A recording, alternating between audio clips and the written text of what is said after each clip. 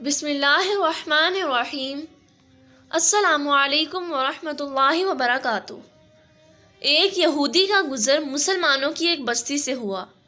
اس کے دل میں ایک ترکیب آئی، کیوں نہ میں دین کے متعلق ان کے دلوں میں شک پیدا کروں۔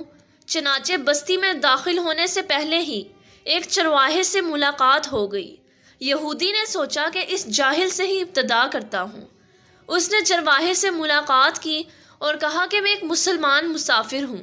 باتوں ہی باتوں میں یہودی کہنے لگا کہ ہم مسلمان قرآن مجید کو یاد کرنے کے لیے کتنی مشقت اٹھاتے ہیں، جبکہ یہ قرآن مجید 30 اجزاء پر مشتمل ہے، لیکن قرآن میں بے شمار آیات ملتی جلتی ہیں جو ایک جیسی ہیں۔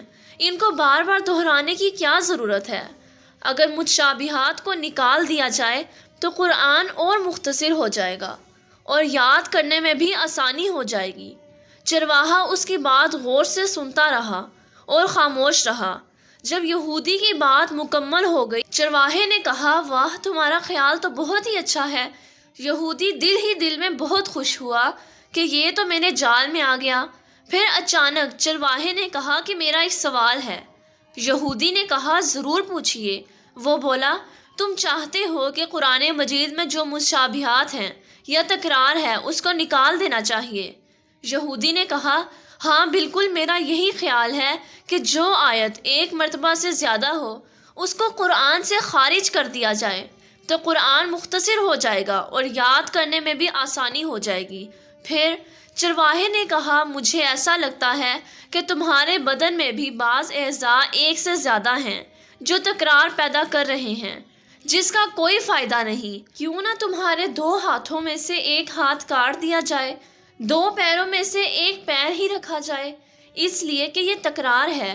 2 آنکھوں میں سے ایک آنکھ بھی نکال دی جائے، اعضاء کی مقدار بھی کم ہو جائے گی اور تمہیں نہانے، دھونے، دیکھ بھال کرنے میں بھی زیادہ جدوجہد نہیں کرنی پڑے گی۔ کیا خیال ہے؟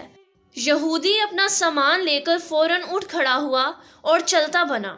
زندگی بھر یہی سوچتا رہا کہ جب مسلمان کے چرواہے کی یہ سوچ ہے تو علماء کے افکار کیسے ہوں گے؟ ایمان و اعمال پر محنت ہوتی ہے تو اس کے ثمرات ملتے ہیں، ورنہ انسان بیچارہ ساری زندگی 2 دونی 4 نہیں بلکہ 2 دونی 22 ہی کرتا رہتا اور ہائے پیسہ کی آوازیں لگتی رہتی ہیں۔